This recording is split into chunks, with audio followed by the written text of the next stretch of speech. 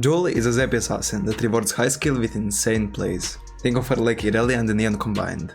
I'll keep this video short and sweet.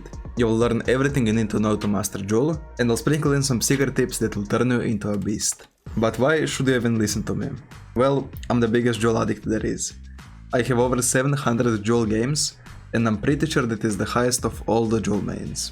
When playing Joule you have one job: kill an enemy and survive. For that you use your passive. It is your main damage source and procs when you dash through an enemy. This results in massive damage and a shift cooldown reset. To stack up your passive you have to use your other abilities, with each one of them applying 1 out of 4 stacks. Left click is your basic attack. It does about 100 damage and it's simple, spammable and effective. Q is your second damage ability. It deals about 3 times more damage than basic attack, but there is a second thing that is even better. It pushes stuff. Enemies, wisps, this one is important, and also orbs. You spawn those with right click, a charged attack that grows in damage and range the longer you hold it. The orbs are controversial but super useful. You can dash through them to reset your dash, or even just walk over them. You can imagine how annoying this can be for the enemy, since you are untargetable while shifting. The orbs are essential for chaining plays and staying mobile in a fight, as well as doing damage in dispatch. To use these abilities effectively, you cast them in a certain order. Q into LMB, into RMB, into LMB, and then dash through the enemy to proc your passive and make them explode. It is very fun to do, and does about 70% of enemies' health bar. One sneaky play I love to do is if an enemy tries reviving a teammate or finishing one of yours, hit them with your Q. This way you take advantage of your enemy's instinct to finish the play they're doing. There is one situation though when you don't want to explode your passive. This is because of your ult, and it's where the real magic happens. You'll leap into the air and have two choices: run away or turn the fight around.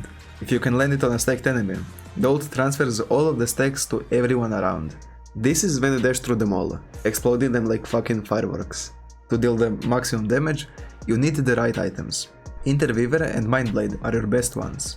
Mindblade may very well be swapped by Rampage. Rampage just makes a lot more sense to be strong on Joule, and in a world where weapons are perfectly balanced, Rampage will be better. Also, don't forget Ninja Tabis. For abilities, always take your shift first, then focus on Q and RMB. By level 4 and 6, you will be stacking points to shift, because it more than doubles its damage. Now onto the powers. Abyss Specialist is S tier. It will probably get nerfed, but it really won't matter. If you want to be super annoying, you can pick up 2 of them. That way, while standing over the Abyss, you can either do insane damage or cover long distances by dashing 3 times. After that come those mythic powers, nothing special there. I would say these 2 are the best. There definitely are better mythics, but they are better suited for either your tanks or supports. A tier are 2-way teleporter, hover wings, stealth cloak, air blast and sand wall. Fun fact about air blast and sand wall: they can push away Kingpin's hook, just as any other projectile. 2-way teleporter can TP enemy or ally campfires, respawn beacons, yes, even those outside the zone, and also your dead teammates' dead boxes. Finally, I'll give you some tips to become a GigaChat Joule main. When rushing an island, hold control to scout before jumping. This is even stronger now that it has an inbuilt sonar.